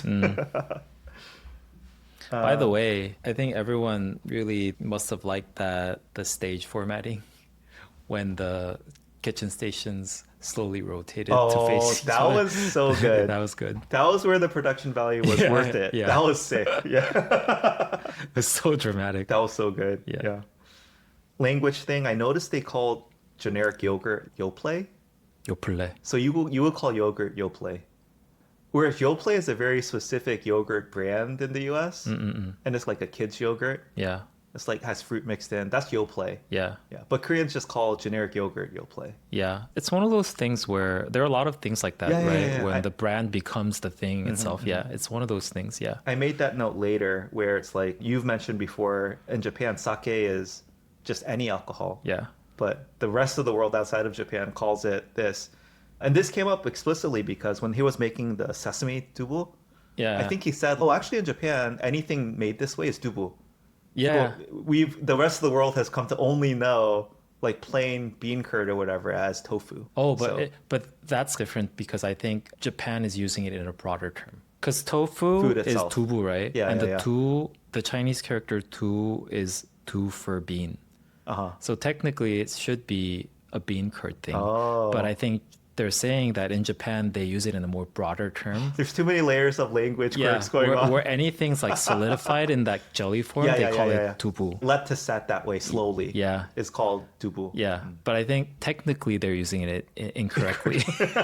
Based on the Chinese. Yeah. But that term has now come to be known. Like anything in Japan that way, you can call tubu. Yeah, I didn't know either. This is a small thing, but like I still remember the exact moment. It was at the potluck dinner we were hosting, and someone, this was in California, someone brought what they called an unrolled California roll. It was layers of rice, like sushi rice with vinegar, and then had avocado, and then it had like... Oh, and you dip... You dip it. You just eat it like this. Yeah. And I was like, this is the most delicious thing. It had imitation crab meat and then like the salmon roe, whatever. It's like a sushi lasagna. Yes, exactly. Yeah. Or like a 7 layers dip made out of sushi and rice. Yeah. It was so good. And I just remember thinking like, my mind was blown. This is so innovative. Yeah. It's genius. Just take all the ingredients and the layering of a California roll and unroll it. I had to mention this because this is common throughout the show. They just like take something and put it in a different format. Yeah. Oh, remember they turned the lasagna. Oh, they did As the a opposite. roll. Yeah, they turned the lasagna into a roll. I thought that was genius. I thought that was genius. Because you get more of the crispiness. On the outside, exactly. Yeah, you maximize that surface area. But anyway, my mind was blown just like it was in this show. You know what I was thinking when I saw that? Why wouldn't they do that with kimchijeon or pajeon? You can do this with anything. You have more crispy sides of it. More basak. Yeah. Oh, I'm very close to the end. Okay. About episode, was it like 9? Around this point, I got into this flow state for listening. And I realized, Jun, I was not reading the subcaptions at all. Whoa. So proud of you. By that point, I had been watching like, 10 straight hours basically of the show. And I reached the point where like, I think I know enough of the terms. The phrase like basak, whatever, gosuan mat, whatever. Are you at that tipping point now where like if you stay one more year? I think it's very domain specific. Like food in general is already one of my language specialties. Yeah. In the sense that like I know kimchi and chicken, and I know these terms, right? But it was crazy. I was like, that's what's so going on? awesome. And it reminded me of 2 moments. I think I might have mentioned this before. There was a Park Seo-joon, what's his name? PSJ? He's very famous. Yeah, Park Seo-joon and IU, they were in a movie together about soccer. I forgot what it was called. But I remember I went to watch it and I was like, oh shoot, there's no captions. And it's like I just wasted my time and money, whatever. By the end of that movie, June, I was like, I understand 100% Oh, of what's going wow. on. There might be words I don't catch, but I know I can watch this movie entirely fine without captions. That's crazy. And the other moment was there was this movie once about an Irish couple. And this is where, again, even that for an American listening to Irish accent, Dublin accent, like I almost walked out like 20 minutes in because I was like, I don't understand a single thing they're saying. Really. I am trying my hardest to listen and I don't understand what they're saying. But yeah, by the end of the movie, I could understand the Irish accent. Whoa. So anyway, it was just a fun little thing, but for Korean, it took me 10 hours to get to that flow state. But that phenomena is so interesting though. Do you ever get, because you said even when you watch English stuff, you read the captions Yeah. in Korean. In Korean. You don't need to, but you still do. Do you ever, for a moment, just like realize, oh, I'm not even reading the captions, even though I'm used to doing it? I must have sometimes. Yeah. But you're not aware it happens. Yeah. It was very like surreal. I noticed. Wow. I was like, what? I'm not reading the captions. What's going on? That's crazy. It's like when you're learning how to ride a bike. I know. Yeah. There's this moment Yes, where yes, you yes. realize that your dad's not behind Yeah. you. Yeah. It's the, have you heard of the 4 stages of competence? No. You start with unconscious incompetence. So you're not even aware you're bad. Then you move to conscious incompetence. Yeah. You're bad and you know it. And then you move into conscious competence. You're good, but you're focusing. Yeah. And then unconscious competence. So I think I'm like somewhere, just in this context, Culinary Class Wars, I was between that like third and second state.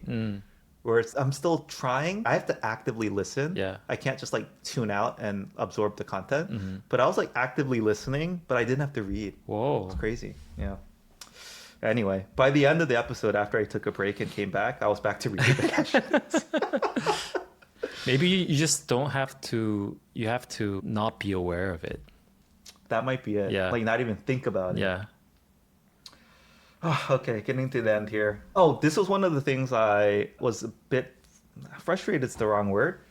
But yeah, I was wondering why they weren't using throughout the show like all the premium expensive ingredients.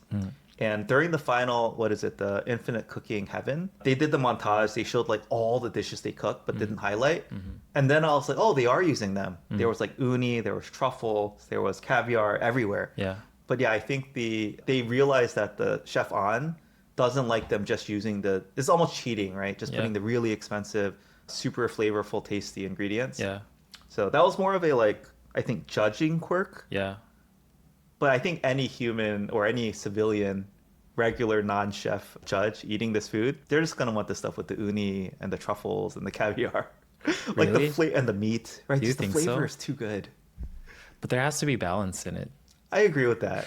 Okay. But some of the dishes had nothing fancy, and they're like, "Oh, it's so pure and harmony." Okay. I'm like, it doesn't taste good. I promise you, that's not as good as a steak. But wait.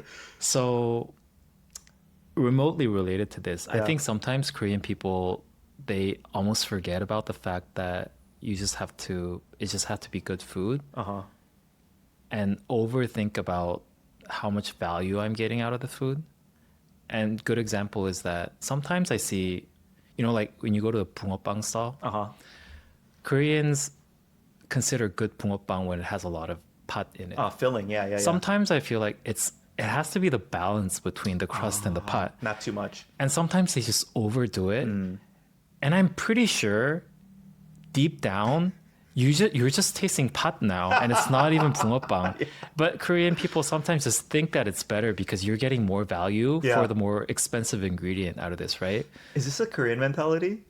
Isn't it? I don't know. Because when you go to a buffet, you're thinking about what's the expensive stuff, and you're trying to maximize the consumption of that.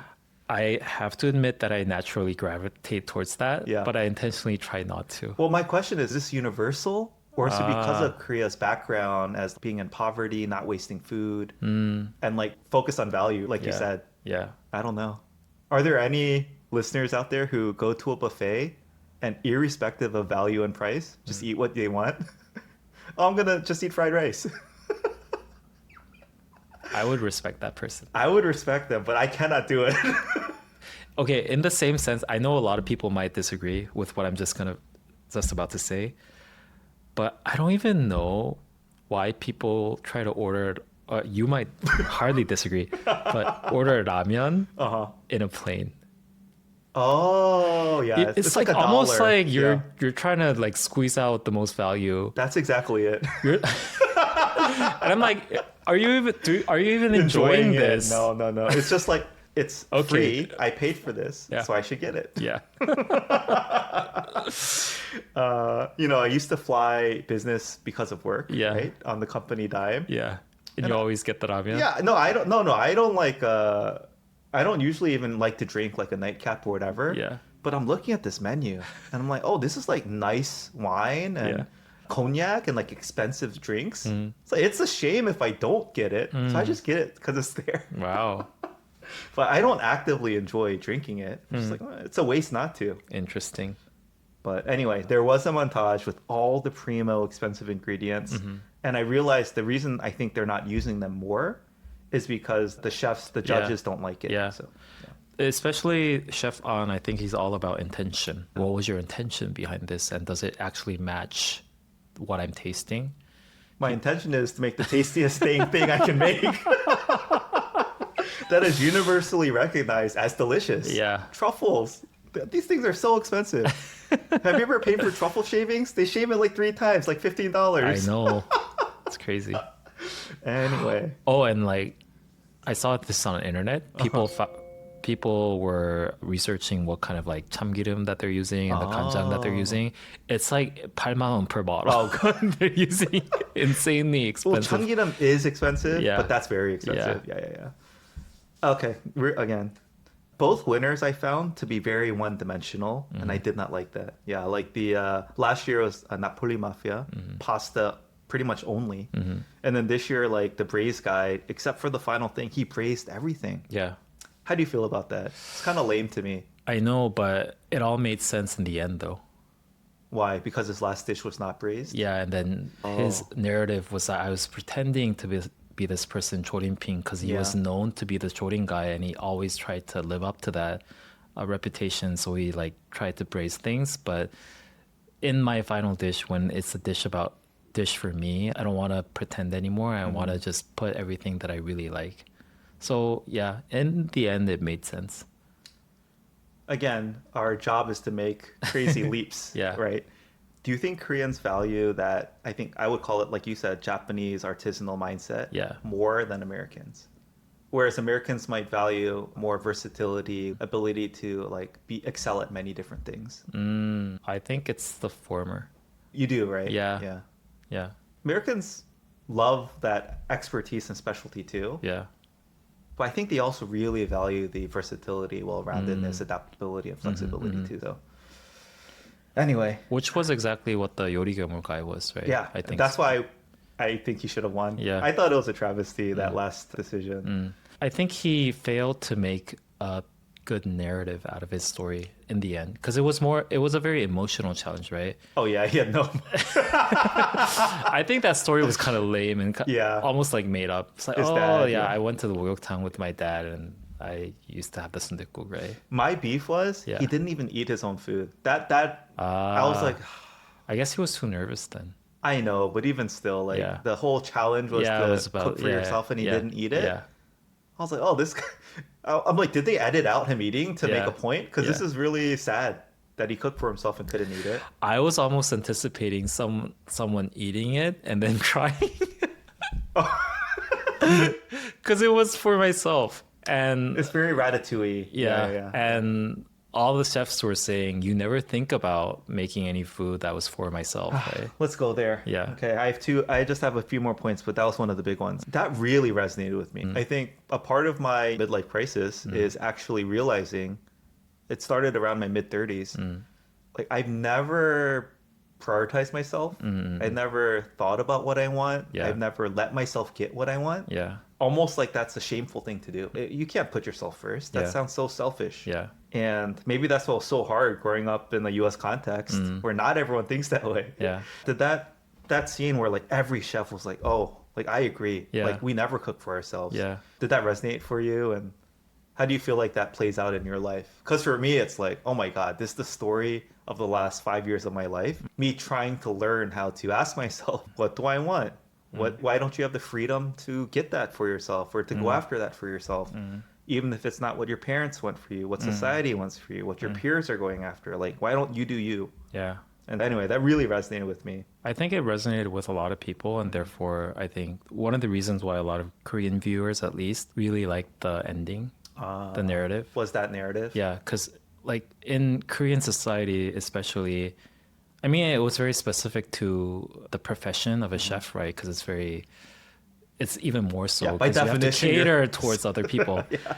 But if you put that in Korean society, right, you always have to behave in a way that is seen to be a more successful path in society. And I think most of the people more or less try to fit into society in that way. And I think that's why a lot of people resonated with what the chef is saying about pretending to be something else. That's a bit different, actually. Because that layer was not necessarily in my mind. Because you're saying in Korea, everyone wants to do what is seen as successful to other people. Yeah. And once you find that, you have to keep going because that's, I don't know, what society expects. Yeah. Successful or being seen as more appropriate as your role in a relationship, as a father, as a mother, or as a son or a daughter. Yeah. Or like as a worker in a company, or just a person in society. There are so many things that you have to fulfill. And in that process, you lose a lot of yourself. Yeah. And you, even without noticing, you pretend to be something else. Okay. We're almost done, Jun. 요리개물 is from where? Daegu. Yeah. Yay. I was so surprised because he had like zero accent. Right? Yeah. He's lived in the US a long time, I think. But then why would it give him a Seoul accent then? But the reason why I was surprised is that if you are from Daegu and you're trying to use a Seoul accent, you tend to have that little... You can usually tell. Yeah. Seoul people can't tell, but Daegu people can tell that very subtle nuance of having that hint of the accent. He has zero. And Chef Baek does have it. Oh, Baek, he's from Chungcheongdo, and he has like very strong Chungcheongdo accent. He doesn't even try. There was that one line when he ate the Seoul someone's cooking. Yeah. He was like, oh, I'm going to lose my accent. I'm going to talk like a Seoul person now. That's how this makes me feel. Oh, the thing that was very close to my heart when he was saying that he was from Daegu, and he used this specific ingredient called panga. It's an ingredient that almost only consumed in the Gyeongsangdo region. Yeah. I don't think I've heard of it. Yeah. Do you know what shiso is? Oh, yeah. It's kind of like the Japanese catnip. Yeah. It's a type of catnip that has a more sweeter scent to it. Oh, yeah. That sounds great. It is very good. Why I don't know why. Not more widespread? I think so too. But he used it in his final dish. Okay. Jun, did you grow up eating sundae-guk after going to the Mokyuktang with your dad on Sundays?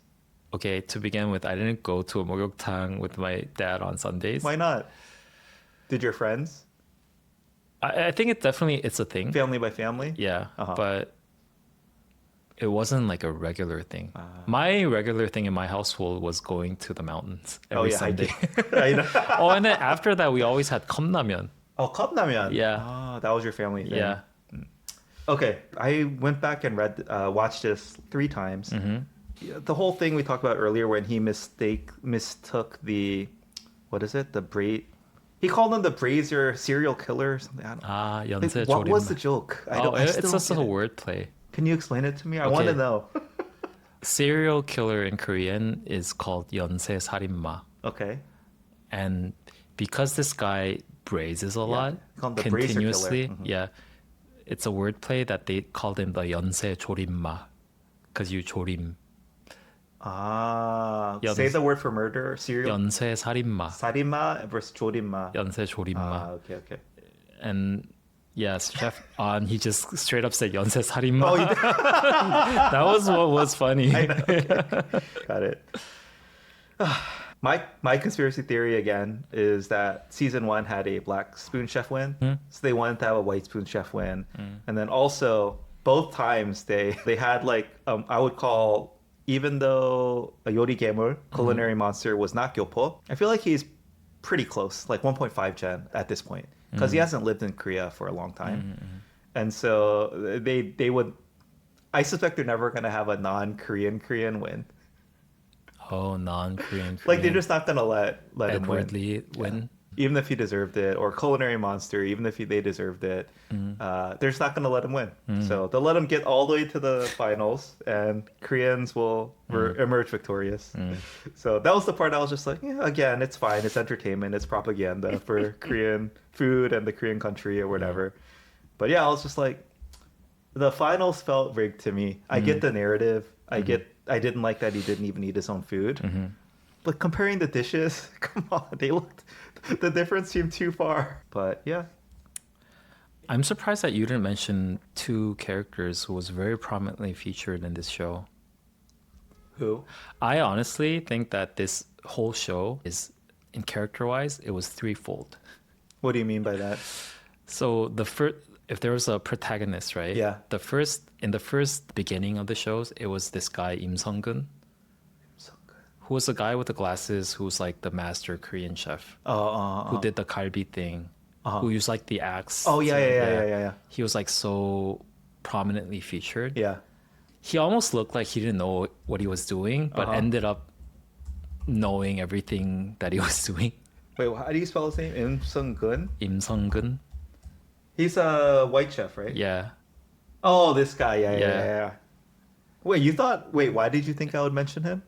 He was a nobody to me in a Really? sense. Yeah. Because he was very prominently featured. I like him. Yeah. He has like a very fatherly but jovial, like very fun and energetic and young personality. Yeah. So I like him, but I don't particularly resonate anything with him. Things that became a meme Oh, from really? the show was Oh, when dude, he said like he knows 50,000 types of sauces. Yeah. 5만 가지 소스. That became a meme. Yeah. And then the second, in the middle part of the show, I think the clear protagonist was the Chinese master guy. Oh, I liked him too. When he did like the infinite hell challenge. Oh, he made 6 dishes or something. Because he's like, well, in the age, he has 60 years of experience just cooking. Yeah.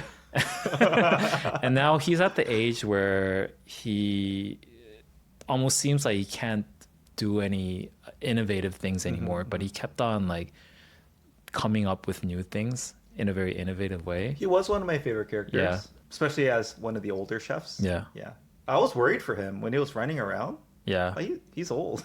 and the sunim, right? And then he was like sweating and like he was really like exerting himself. I was like, oh, take it easy. Oh, one thing that non-Koreans would not notice is just by reading his name, you already know that he's not Korean. Really? Yeah. What's his name again? Hudokjuk. Oh, I noticed that because his last name was Hou in English. Oh, like that's not a Korean last name. Yeah. He's I think a Chinese descendant. Joseon-juk, right? No, I think he's a Hagyo. He's a Chinese. Oh, living in Korea. Yeah. Oh, interesting. Yeah. Really? Yeah. Now that you say it, I could see it. And he has a little bit of accent. Oh, when he talks? Yeah. That I wouldn't have noticed, but I could see it now. Yeah. Oh. And the final protagonist, of course, is the winner. Yeah. Yeah. He like tied up the whole show with his narrative. My favorite characters were Brewmaster Yoon. Yeah. I did like Culinary Monster. I don't know if I'd call him my favorite. I liked him though. I was rooting for him. But Brewmaster Yoon, and then I have to go. This is what I mean. It's so hard to remember names and faces. But she was my favorite by far.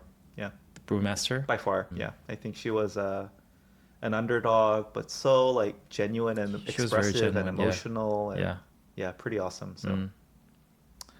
What was the dish that you really wanted to try? Oh God. All of them, like literally like all of them. Okay. Only because I've watched this episode twice now with my kids. Yeah. The namuls that Agi Mengsu the namu made. thing. Her very Anju. initial one was 6 different namuls. Yeah. And I was like, dude, I love namul. I want to eat those so badly. Yeah, I was so curious because she made it into an anju. She said it as an anju, and that's a concept that I've never seen before. I was very curious to try that. And despite my like constant, again, putting down of the only vegetable dishes and not using like the fancy ingredients, but all of the temple fare, I just love vegetables. And namul and fresh things now. So I I just want to eat really all wanted of to those. try the chatguksu Oh yeah. when Yeah. she did the blindfold test. Yeah. Yeah. Jakguksu. The pine Oh nut. yeah. And That- with a little bit of chame in it. Oh, it looks so good. Dude, but seriously, like all the food was Yeah. insane. Yeah. Like uh, more like, is there a single dish I didn't want to eat? The sea cucumber one, the sundae. Like when he threw all the blood in, I was like, Oh yeah. The sundae I I didn't think it was that appetizing Yeah. to me either. Yeah. But really, other than that, the dishes were all insane. I think if I had to choose one, I wanted to choose the one where the final winner, Yeah. he presented for that round where you just had to keep beating the scores. He just used up the entire time and just came up with one dish and he just won. Oh, that guy. Yeah. Yeah. The one with the rice and Like then like 10 different braised. yeah. Yeah. I wanted to try that. This is where I'm like, I just think he's overrated. He just braised 10 different. I mean, But he did it in very different ways. Isn't that so delicate? maybe it's too delicate for my palate. Yeah. I'm a contradiction in a sense, but like, I just want to like be smacked. What do you call it? What's the term? Stimulating. What's the Korean word? 자극적? I just want jagguk flavors. Yeah. And I feel like that braised thing was, I'm sure it would have been delicious, but. Oh, I wanted to get the kalbi too. Oh, that was good. Because it looks so normal, but then he won. Yeah, that one. Yeah. Yeah, that one was so, with the specific, like 무생채. samchang or 무생채, they had the... 무생채? They had, Yes, like, the yes. mu thing, Yeah, the mu. Yeah. I don't know the words. Yeah. But was there a dish that you didn't think was appetizing? That I didn't think was appetizing. In the first round where they had the hidden white spoons, Chuganglok, and yeah, there was yeah. this other guy who like Who lost in the looks first like he's round. always closing his eyes. That guy tripped me out. That's his thing, right? Anyways, he made us this weird like noodle thing, right? Yeah. It looked interesting. Yeah. But I thought I wouldn't really wanted to order that. interesting. Yeah. Now, wasn't there like the carrot noodle with the jjajangmyeon carrot thing? That Yeah. looked so interesting. Yeah. All of them. Really, Yeah, all yeah. of them. Yeah. After watching the show, I always thought about this with cooking. Yeah. Cooking is so like the overall profession and discourse of cooking is so interesting and that I specifically remember when I was in architecture school, I was talking about this with my friend and saying that everything we put so much effort into creating this project, but at the end of the day, it's just a model and it's not a real thing. Yeah. And there's so many things in the world where, especially in school when you're training, you're doing fake things and it's not a real thing. But it's like one of the few things in the world where even when you're training, your final result is the actual final thing. And I think in that sense, it's so fascinating. And the fact that it's so close to human survival and human instinct, Yeah. and the fact that you get so good at it is just so fascinating to me. It also never lasts. I think that's what makes it awesome. Yeah. It's like that food, you can't preserve it. You can't save it. Yeah. You eat it or you throw it out or Yeah. it goes bad. So I think in a sense, it's like kind of like flowers blooming. It's beautiful because it's not permanent, right? Whereas like buildings and architecture. That's such a thing that you would say. No, it's a thing that you would say because you're like, you know. But I don't like that. Oh, I think that's sad though. akawa it just goes away. It's the same feeling that I get when I see cherry blossoms. You know what it is? So here's a bit of a tangent. I'm a pack rat. Like I have a hard time throwing things away, except for food. If food's rotten, I just throw it out. Yeah. No problem. Yeah. Of course, I try to eat it, but if you can't eat it, if it's bad, I just throw it out. Yeah. Whereas like anything else that's like permanent, I'm so sentimental. I have such a hard time throwing it out. Yeah. But I appreciate that about food. I can just throw it out guilt-free. It's bad. You cannot eat it. Oh. Compost it. So in a sense, like it's very Interesting. freeing for me. But can you throw it out when you're full? No, here's the thing. I can't throw out food that is edible. Yeah. I can't do that. I eat it till I'm like gonna die. Yeah. Or I save it. Yeah. But once it goes bad, it's moldy, smells, I can throw it out. No guilt. That's what I mean. Yeah. I literally have so much stuff, like boxes and boxes of stuff I cannot throw away. I'm never gonna look at it more than once in my life, but it's just sentimental. Have And- you No. Yeah, go even ahead. now thinking about packing up my kids' artwork, it's just even if I take a photo to document it, it's just like I have such a hard time throwing it out. So yeah, that's what I appreciate about the impermanence of food. I was gonna ask you, have you watched the show Mary Kondo? Not the show, but I know of her, of Ah. course. Yeah. I read her book. It helps, but Because still. it just reminded me of her because I haven't watched a lot of her shows, but one thing that I still remember is the criteria that she gives you to determine whether you should keep it or throw it out is that Does it give you joy? yeah, does it spark joy in you? And I feel like a lot of things just sparks joy in you. Also in her book, though, her system, Yeah. right? She has like clothes, books, whatever. But she has one bucket of stuff Yeah. that is sentimental. I know. And that's what she's like, this is the hardest. Yeah. That's the problem. Yeah. Everything is yeah, sentimental you have so for many me. of yeah. It's like that book that I know is outdated, serves no relevance. But I remember when I read it. I remember who gave it to me. It's sentimental now. It's not a book. Like, I get sentimental over clothes. It's ridiculous. Well, I'm like, that thing that's so beaten up, it's not even wearable as like a jamot pajamas. Yeah. It's like 30 years old, literally. Yeah. But I remember when I Yeah. got it, who gave it to me. I remember wearing it, and I love it. It's sentimental. It's not clothes. I resonate with that a lot. I'm kind of like that too. I You know know what you I do? are, yeah. I save all the receipts when I go on a travel. Oh, yeah. And I put it in a Ziploc. I do this Eh, for the scrapbook that will never get made. Yeah. Because it's like living proof of whatever I did. Yeah. This is literally, I have those plastic bags. Yeah. And my mindset is maybe when my kids are older, they'll go through it Yeah. and reflect fondly. Yeah. And maybe even scrapbook it. I think so too. But it's never going to happen. Well, maybe later with AI and stuff, they could recreate all the memories. Never going to happen. Imagine you can just like feed all the receipts that I collected to an AI and it Yeah. will just recreate because it has like the timestamp Totally. and things that I bought.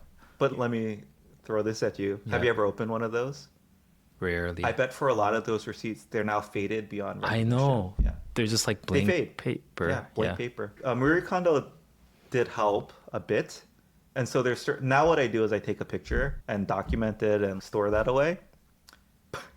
There's so many times where I take a picture, ready to throw it away, and then I don't. Oh. It's just, I hate about myself. I really Yeah. do. Yeah. It's my graduate thesis was about memory.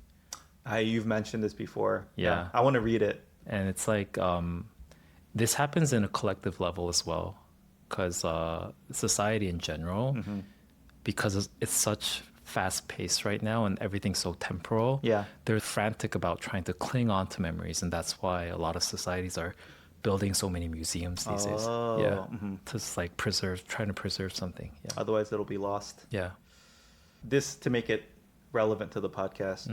I feel like hoarding is not as big of an issue in Korea because there's just no space to hoard.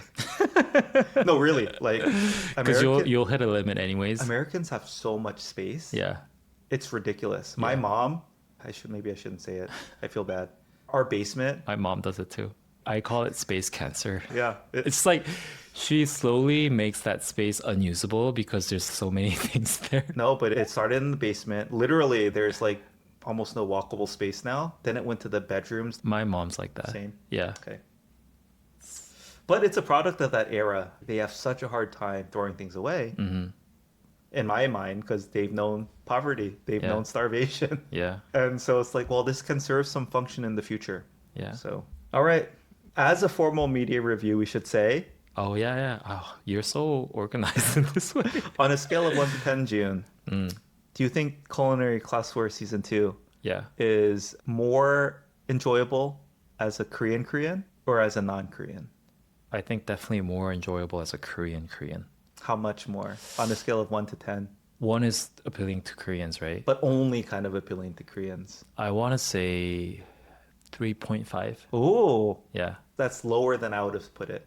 Yeah, I agree. There's a lot in there that the translations lose. Yeah. Because now I know just enough to see, oh, there's some cool things that they're not translating properly. And the food also, I don't think would be very appetizing, some of them, especially some of the ingredients, to a non-Korean as much. but I was going to put it at 4.5. I still think overall it was very enjoyable. But those two things in particular, some of the quirks lost in translation, as well as the food and ingredients themselves. Yeah, sundae and sea pineapple, for example. I just don't think most people would find that appetizing at all. I think I'm biased because I know that season 1 was a phenomenal success in Korea, but wasn't that much internationally. Was it not? I don't know. I don't think so. It's hard to say. Yeah, my media is so like Korean American biased. Yeah. And Edward Lee was a big part of it. So. Yeah. But yeah. Okay. 4.5. Cool. You're right. Maybe it's lower. I think there are a lot of nuances or at least a lot of things that Koreans enjoyed that are very nuanced. Although it might not have been the intention of the production. Channeling your inner chef on. Yeah. I say, okay, this is definitely lower on that spectrum than season 1. I thought season 1 was more, again, featured non-Korean cuisine, a lot more traditionally, Western flavors and things like that. And it was more of like the stipulations were more fun and interesting. Yeah, so in that sense, I would have put season 1 at, just off memory, maybe like a 6. But then this is like a 4.5. Yeah. All right. That's it for this episode. Thank you all for listening. As always, if you'd like to support our podcast, consider sharing our content with someone you think might enjoy it. Beyond that, you can like, comment, subscribe, send us emails, Instagram directs. We read them all and we love it. And you might even be featured in a future episode. Beyond that, if you want to support us financially, we're on Patreon. For the minimum tier of $1 a month, you get access to our Discord where you can engage with us directly, talk to other subscribers, and also suggest future episode topics. Yeah. Thank you. I think it's the end. And as our first recording in 2026, we wish everyone a Happy New Year and Happy hope New that Year. 2026 is better than June's previous even years. I don't know. Oh, we have to do our Saju reading, our fortune readings. We might want to do it with the other guest. Okay. Oh, yeah. Oh, preview. We're having a hard time fitting in all the content we want in our bi-weekly release cycle, but it is what it is. Yeah. Okay. Thank you all for listening. Thank you. Bye. By the way, did you know that in the first season of Culinary Class Wars, the word even has become a meme in Korea? Even? Yeah. Why? Oh, because Chef kept on saying like it isn't like the cooking isn't even. He says even? Oh. But he just specifically said ibun. Oh, like English even. Yeah, ibun하게. Even though it's a Korean word for it. Yeah. So ibun was So now Koreans are saying even? Yeah. When they're saying it's not balanced? Even 아니야.